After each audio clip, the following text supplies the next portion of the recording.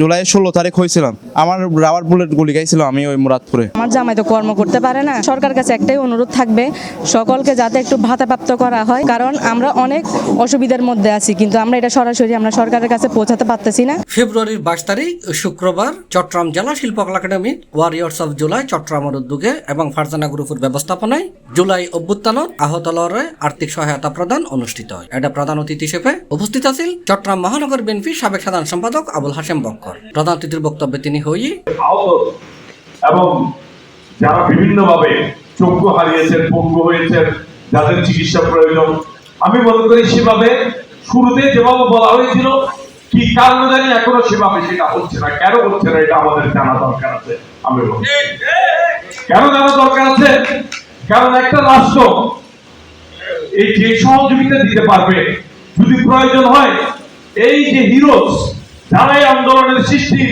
অনুষ্ঠানত আহত ও শহীদ পরিবারের পুনর্বাসনের ব্যবস্থা করার সর্বোচ্চ অগ্রাধিকার দিয়ে তারার সহায়তা করিব বলে জানাই অতিথি হলে। অনুষ্ঠানের সভাপতিত্ব করছি চট্টগ্রাম মহানগর ওয়ারিয়র্স অফ জুলাই সভাপতি মোহাম্মদ আব্দুল্লাহ শাহেদ। এতে বিশেষ অতিথি হিসেবে বক্তব্য রেখে বাংলাদেশ কাস্টমস এজেন্ট অ্যাসোসিয়েশনের সাধারণ সম্পাদক শওকত আলী, চট্টগ্রাম মহানগর বিএনপি সদস্য ইস্কান্দর মির্জা, মহিলা দলের সভাপতি মনোরা বেগম মনি, রুহুল আমিন সহ আরো অনেকে।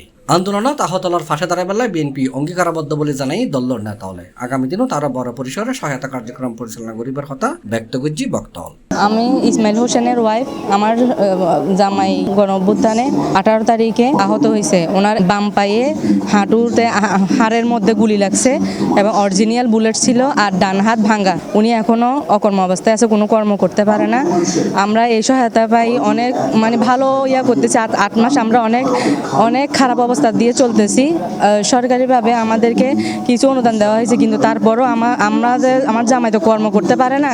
তাই আমি সরকার কাছে একটাই অনুরোধ থাকবে, সকলকে যাতে একটু ভাতাপ্রাপ্ত করা হয়। আর ক্যাটাগরি সম্পর্কে বলবো, সি ক্যাটাগরি বাদ দিয়ে আমাদেরকে এ বি ক্যাটাগরির মধ্যে এনে সুন্দরভাবে সরকারিভাবে স্বীকৃতি দেওয়া হোক, কারণ আমরা অনেক অসুবিধার মধ্যে আছি, কিন্তু আমরা এটা সরাসরি আমরা সরকারের কাছে পৌঁছাতে পারতেছি না।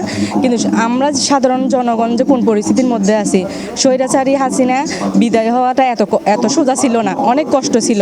অনেক শত শত ভাইয়েরা এখনো মেডিকেলের বেডে আছে, অনেক পরিবার এখনো অনেক খারাপ অবস্থায় আছে। আজিয়া জুলাই আহত পরিবারের ফারজানা গ্রুপের ডাইরেক্টর চেয়ারম্যান সেলিম সাহেব যে উদ্যোগকান লইয়ে ইয়েন একটা মহা উদ্যোগ যারা এই জুলাই আন্দোলন করতে যায়, পেশিবাদের বিরুদ্ধে আন্দোলন করতে যায়, আহত হয়ে গুলি হাইয়ে ট্যাং গিয়ে গই, ফুঙ্গ গিয়ে হাত গিয়ে গই, তারা যে আজিয়ে যে এই সামান্য আর্থিক সহযোগিতা পায়, যেই তার ভিতরে যে খুশি আনারা দেহির আমরা আশা করছিলাম ডক্টর ইউনুসের সরকার এবং চট্টগ্রামের যারা বৃত্তশালী আছে, এই চট্টগ্রামে যে বড় বড় ব্যবসায়ী সকল আছে, এই আহত এবং নিহতের পরিবারের সামনের দিকে এগিয়ে যাবে। আর ইয়ানি চট্টগ্রামের দৈন্য ব্যবসা করতেন আশা করি। আমরা ফারজানা গ্রুপের ম্যানেজিং ডিরেক্টর সাহেব সেলিম সাহেবের সাথে দেখা করি। তো ওনার কাছে জানানোর পর উনিও আহতদেরকে সাহায্য করার জন্য খুব আগ্রহ প্রকাশ করেন। এর পরবর্তীতে উনি বললেন যে প্রথম দফায় আমি একটা অ্যামাউন্ট দিচ্ছি, এটা দিয়ে ছোট করে তোমরা শুরু করো। তো সেটা দিয়েই মূলত শুরু করা আর কি। আলহামদুলিল্লাহ 27 জনকে আজকে আমি আহতদের সাথে কথা বলেছি যে আপনাদের কারো যদি খুব প্রয়োজন, যে একটা ভ্যান গাড়ি বা একটা সেলাই মেশিন অথবা একটা রিক্সা এরকম দিয়ে যদি আপনারা ভাড়া দিয়ে হোক, নিজে করে হোক, কোনো একটা ব্যবস্থা যদি আপনারা করতে পারেন, এরকম যদি ইমার্জেন্সি প্রয়োজন হয় দয়া করে আমাকে জানান। তো আহতদের মধ্য থেকে 27 জন আমরা খুঁজে পেয়েছি যাদের এই ধরনের ইমার্জেন্সি প্রয়োজনীয়তা বোধ।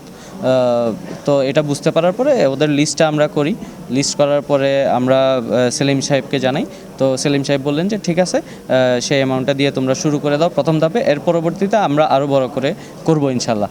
তো এটাই হচ্ছে আমাদের আয়োজনের মূল কথা। চট্টগ্রামে যারা আহত হয়েছে গুরুতর, তাদের চিকিৎসার জন্য আমরা যতটুকু পারি ইনশাল্লাহ আমাদের পক্ষ থেকে উন্মুক্ত থাকবে। আমরা আজকে শুরু করেছি, এই যাত্রা অব্যাহত থাকবে। আমাদের পক্ষ থেকে আমাদের যতটুকু সম্ভব আমরা আমাদের অবস্থান থেকে আমরা এই সহায়তা চালু করেছি ইনশাল্লাহ, এখন থেকে এটা অব্যাহত থাকবে। হ্যাঁ, আমি বৈষম্য ছাত্র আন্দোলনে আহত হয়েছি, এই হিসাবে সহযোগিতা হয়েছে, ভালো লাগছে এটাই আর কি। আর আগামী দিনগুলোতে যদি সহযোগিতা পাই এটা ভালো লাগবে। সুখ চিকিৎসা এখন পর্যন্ত পাই নাই, অন্য দিক থেকে সুযোগ সুবিধা পাই নাই এখন পর্যন্ত কোনো। এটাই আজকে পাইছি, এটা আপনাদের এই গ্রুপ থেকে, ফারজানা গ্রুপ থেকে। আমি 16 তারিখ জুলাই 16 তারিখ হয়েছিলাম।